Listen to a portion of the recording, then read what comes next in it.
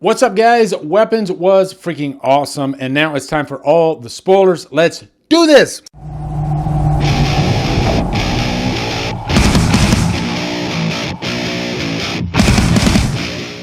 Every kid woke up, got out of bed, walked downstairs, and into the dark. What the fuck? What's up, guys? Welcome to all the spoilers for Weapons. I don't always do all the spoilers. I'd say I probably do them a handful of times a year. If it's a bigger horror movie, or even non-horror sometimes, then I'll do all the spoilers. And I definitely think Weapons deserves one, especially since it's sort of like, the big reveal in the last act. It's one of those types of movies where there's like a secret, right? And that's kind of the hook of the movie. Like what is The Matrix, right? That was the hook of the movie. So then after you see it, it's cool to go back and actually talk about what the hook was of the movie. And there was just a lot about this movie that I couldn't really discuss in the spoiler-free review, and I tried my best to not talk about that stuff. But you know what? First thing let's talk about is in the comments on my review, and I saw other creators that were doing reviews for this movie, and they were even talking about some of the comments they got. But there were a few where they were like, this movie wasn't scary, therefore it's not that good. And I feel like a broken record here because I've had this discussion so many times. I'm a grown man. I'm in my 50s now. I have real horror in my life, which is bills and a job.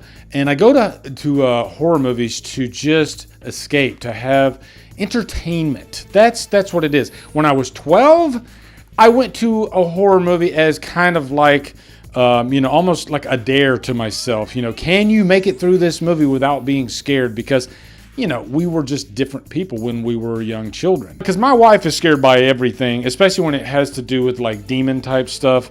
Even though this movie isn't that, when she saw the trailer for this movie, she was like, nope, you're going by yourself. I'm not going to see that. So I'm not saying, this for everybody. I get that there are people that do not like horror movies because they scare easily. You know what? Sometimes I wish I could be in their brain for a day, or I could have their brain for a day, and I could actually love horror movies, but be scared by them, because I'm just not. There's nothing really in a horror movie that is going to scare me. There's just not. Even if it does, it doesn't, okay? I get by the next day and I'm just fine. Like Halloween 4, I've talked about that movie so many times. I was 15 when I saw it. Scared the living shit out of me, okay?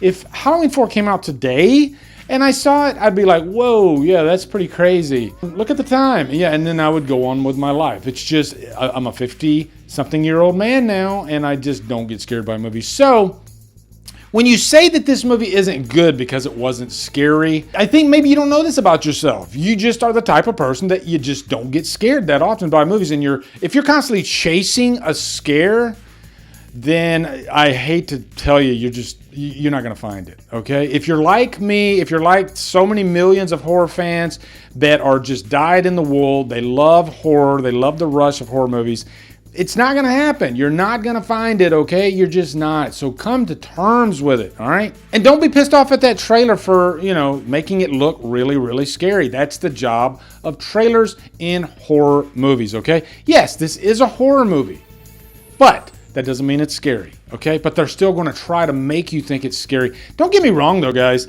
There were some very creepy moments in this movie, like the scene where the woman comes out of the house with the knife, and she's just walking up, not slowly, but just literally walking up, and there's a lapse of time there because she's a good distance from the car. I think this is a beautifully directed scene, and you could put this in your toolbox of, if you're directing horror movies, of how to effectively create tension in a movie, because boy did that scene do it. And I remember watching that in the theater, and you think she's going to come right to the window and, maybe thrust through or something like that. But no, then she goes around and gets in the car. And I remember this woman behind me, she was like, oh no, hell no. And everybody started kind of giggling about it. That was the fun about this movie. There was so much comedy laced throughout in the actual story itself, but also in just the reaction of the audience watching the movie. You could not help but laugh at some of the reactions that people had when they were watching this. Another great example, a really creepy scene with Josh Brolin having a dream about his son, and it's like, it's the old Carpenter type trick. Like, how long can we stretch this scene out before we give them, you know, the big bang at the end of it? And so you think when the kid turns over and we see his face, that's where we're going to see, you know, it's going to be like a skull or one of those cheap scares that we see in a lot of horror movies these days. But no, it was just the kid's face.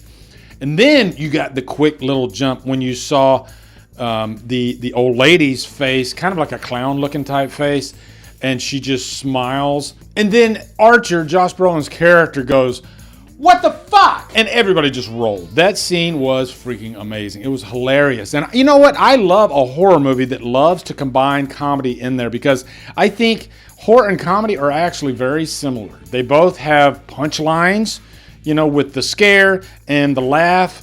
And when they are combined, it can be magic. And that is the effectiveness of Weapons. Magic. There were so many horror and comedy moments laced throughout that made this movie such an enjoyable experience. It wasn't just the same old horror movie that you are kind of waiting for the big final act, so it's kind of a slow burn. There's so many of these, especially when it's like, you know, a supernatural, even like a demonic witch type movie. But no, this one, you're just in it with the characters, how it's set up sort of like Pulp Fiction. And I saw a few people in my comments state that, thank you for mentioning Go from 1999. Again, guys, if you haven't seen Go, I highly recommend watching that movie. It is so good. Timothy Olyphant steals the freaking show. It's one of his earlier movies, and he is glorious in that. But it's just such a great, fun movie from the perspective of different characters, much like this movie. And of course, Magnolia. I saw a few people mention Magnolia as well. Yeah, sure. Magnolia, that's another great classic movie. And you could tell that Cregger was influenced by those type movies like Pulp Fiction. So let's jump over to the actual, what is it, you know, at the end of the movie. What is it? I'm thinking of Faith No More. Epic. What a great song. Which predates Smells Like Teen Spirit. And I think actually it caused a groundswell before the ground blew up with Smells Like Teen Spirit. But that's another story. So Gladys, Amy Madigan, give her a freaking Oscar nomination, for God's sake. She was so good. And by the way, guys, I'm saying it right now, this is going to be nominated for some Oscars. If it's not, I will be shocked. This movie was that well put together. But I think Amy Madigan really steals the show. And I like that they actually gave you hints and clues of her as a character throughout the movie. It wasn't just saved for like the last act. But I would imagine as an actress, wanting to find roles to really sink your teeth into, to push boundaries, she must have loved playing this character, because she is so out there and so crazy and psychotic, and makes for a great villain. And only time will tell, but I think she might go down as, you know, a very memorable villain. We shall see. But she had cancer, so maybe that's her big motivation for wanting to cause this chaos with these kids, you know, going missing. And I'm not surprised. It was all part of, you know, witchcraft, and her coming up with this spell and being able to control the minds of, you know, the hosts. And it all makes sense. And what's cool is that Zach Cregger, when he wrote this, he started it off with just that premise. I talked about this in the spoiler-free review, but you can imagine how at a certain point, he, you know, the whole time he's thinking, what is the reason? Why are these kids missing? And then one day a light bulb went off, and boom, oh, witchcraft. Yeah, you can always use witchcraft to somehow form your story, create your idea, your legend, whatever it is.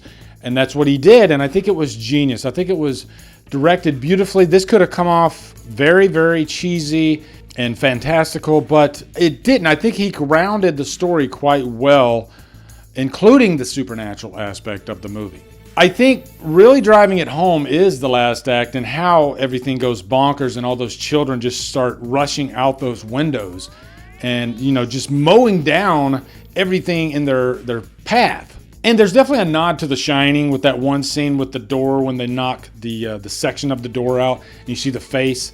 I thought that was really cool. Both Warner Brothers properties, so it makes sense. But also jumping back to the characters, because I wanted to talk about this aspect of the movie in my spoiler review, creating these character dynamics that kind of weave everything together beautifully with, you know, Alden Ehrenreich in this marriage.